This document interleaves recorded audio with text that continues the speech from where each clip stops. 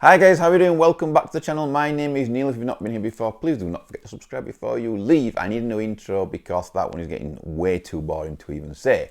Today we're going to answer two questions that I get asked all the time. Number one, what is your favorite amp model inside the Hotone Ampero Mini? And number two, what the hell happened to the Charvel Desolation series?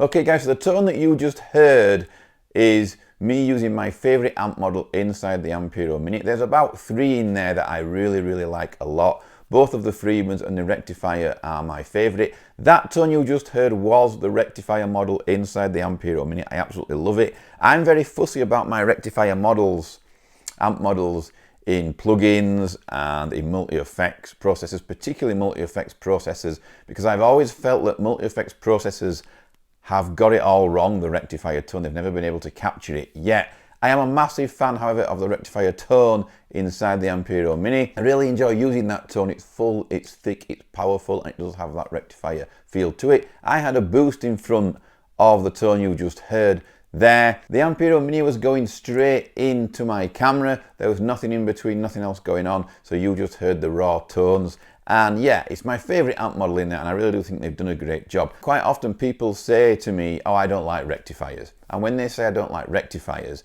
I always say, well, which one? And the reason I ask which one is because they're all quite different. For me, the latest one, the multi-watt, that's my favorite rectifier. I owned it, I miss it, I absolutely loved it.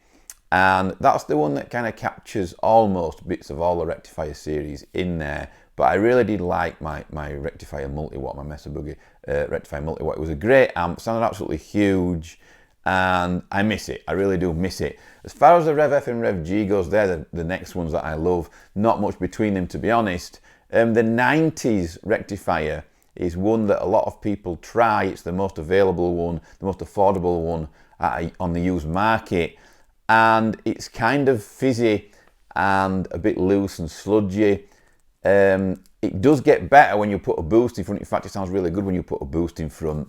You can't go wrong with either of them really, but that 90s one is way different from the others. The 50 watt, the single rectifier, I've grown to love over the years. It's not quite as gainy as the other rectifiers, but I think when you're boosting amps, that helps it out a bit. It's a bit more pokey in the mids. Some say it's a bit more boxy, not quite as fat and full sounding, but that's what happens anyway with the 50 watt heads regardless. But I think it sounds really good, and I've become more accustomed to that than I was in the past. So I really like the 50 single watt rectifier as well. But the multi watt and the 50, both great rectifiers in my opinion. The 90s, not so much. Still a great amp, but not quite as good as the others. Anyhow, moving on, now we're going to talk about the Charvel Desolation series. What happened to the Charvel Desolation series? Well, basically, they just got discontinued. They came out, they got produced, in my opinion, they sold well, but before they got a chance to really sell well, they just disappeared. And now, I don't know how long they're on the market for. There was quite a big marketing campaign launching these guitars, and I was really looking forward to them at the time. You know, it was when I first became a Jackson artist. It's obviously Jackson Charvel, it's all under the Fender brand, it's all the same. So I was really looking forward to it. I got the Les Paul style shape with the Floyd on because I've always wanted a single cut shape with a Floyd on, and the spec was really high. Now these guitars were made in China, all of them, and I felt like Charvel were just testing the water, just dipping their toe to see what kind of quality the Chinese factories could put out at that time, because that was pretty early on, and whether they could kind of put out a guitar of good quality and high spec, and they did. The Desolation series was really good. The fret wire, you know, could have been a bit better. The build quality of them was not flawless, but the guitars were super affordable. You know, they came in around the £600, £700 mark. And to say they had EMGs in, I think they had Grover Tuner's original Floyd. You know, this was game changing at the time. They kind of had a Schecter look about them with the binding and everything, and the satin black finish. Came as a star shape, a super strat shape, and a single cut shape, as far as I can remember. But for me, the super strat shape was the one that really was great. There was another one that was kind of PRS-y, can't remember what that one was called, and one that was kind of Surfcaster-y shape, you know, Jazzmaster-y kind of shape. That one was absolutely brilliant. My friend had that one, and I really wanted that guitar off him. He got it after they were discontinued. Great balance, stood up really fast. You know, the necks on these guitars were unfinished on the back. They were raw, you know, a slight stain, that was it. And I think not long after then, Jackson started doing the same. They started taking the finish off the back of their necks, and it was hugely popular, you know, with the Jackson fans. Maybe the reason that they pulled the guitars was because they were affecting Jackson sales. I don't know. Like I said, I think they were testing the water for the Chinese factory to see what they could actually do, you know, how much spec they could put on a guitar at an affordable price. Why they pulled them, I don't know. Maybe they were scared that they would also affect Charvel sales as well.